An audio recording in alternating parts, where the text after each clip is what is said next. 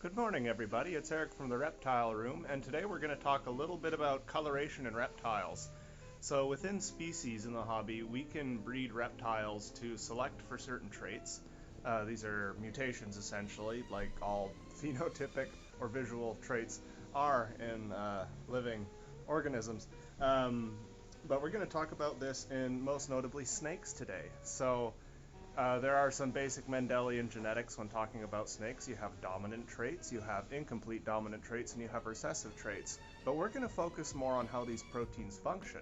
So in humans, like me for example, there is essentially one major protein that gives us color, and this is melanin. You either have a lot of it or you don't have a lot of it, and this is true across mammals as far as I'm aware. Now, you move into reptiles and things are a little bit different. There's all sorts of different proteins at play that give them their coloration, melanin being only one of them. And today what we're focused mostly on is a protein, or a chromatophore, which is a colored protein, called iridophores. And these give snakes that sort of slimy, shiny appearance. Well, they're not actually slimy. These show up differently on different kinds of snakes. If you have a snake with keeled scales or a little ridge running down them, like a rattlesnake or a hognose, you won't really see this very much. But in smoother snakes with those non-keeled scales, you're going to see a lot more of this. On darker snakes, you're generally going to see it more effectively than you will on lighter snakes. For example, I have this little moonglow boa here, and it's a beautiful little snake. You can see in this artificial in-store lighting, if I could get it to focus, even remotely, that'd be lovely. But it has this just pure white appearance. This is a combination of albinism, which removes melanin, anathorism, which removes a lot of your xanthors, so yellows, browns, that sort of jazz, as well as hypo, which is another melanin reduction trait, which leaves a really white snake behind. Now, I'm going to flip my camera around a second here. There, that's a bit of a better focus. So this is just a beautiful little pure white snake, and in the natural light it looks like one thing, but nothing ever really compares to sunlight.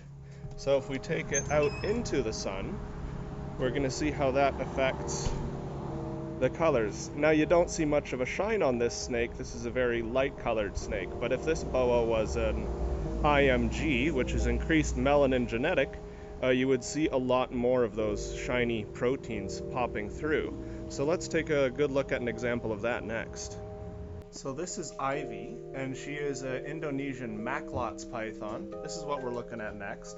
Now, she's quite dark, as you can see. She has a lot of melanin, and even in the indoor lighting here, you can see a bit of a glint to her. She also has a lot of iridophores in her scale structure that gives her quite a nice shine. So we can see even in the indoor lighting it's quite stunning, but if we take her out into the sunlight, we're going to see a dramatic change. She is going to light up like a little Christmas tree. I apologize for the noise, it's a busy traffic road. So you can see the second we're out in the outdoor lighting with her, she really gets a lot brighter. I'm going to flip my camera around, and there she is, just a real shiny, beautiful animal who wants to keep climbing towards my camera. There we go. You can see it a little bit better there, right where it meets my hand. There's reds, yellows, greens, and blues. It's really quite beautiful. Now, if I'm honest, I'm not 100% sure why these snakes have such a high iridophore count. There's going to be a reason for it. It's not a very studied topic yet. I suspect it has something to do with either camouflage or dissuasion of predators. But it's pretty neat regardless. So we'll pop in the shade and we'll see. You can still see the shiny, but not as much. And we're going to take a look at just one more snake to really hammer this iridophore thing home. So this is a species that is famous for being shiny and lustrous. It's even in their name. This is Socrates, and he is a Brazilian rainbow boa. Rainbow boa, of course, in reference to the shininess that they have. Now again, with the indoor lighting, you don't see it very well, and or with my cheap camera, you don't see it very well. But let's pop outside and see what that does.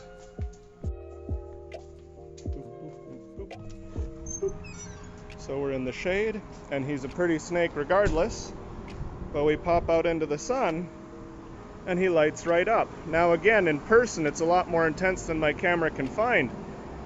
But still, it makes for some really beautiful, really shiny, really out of focus animals. There we go, that's a little bit better. I'll redo this video again at some point when I've got some better camera equipment so we can really get an idea of what I'm talking about here. But it gives you the gist of it. Anyways, guys, that's it for today. Thank you for tuning in, and we will catch you tomorrow.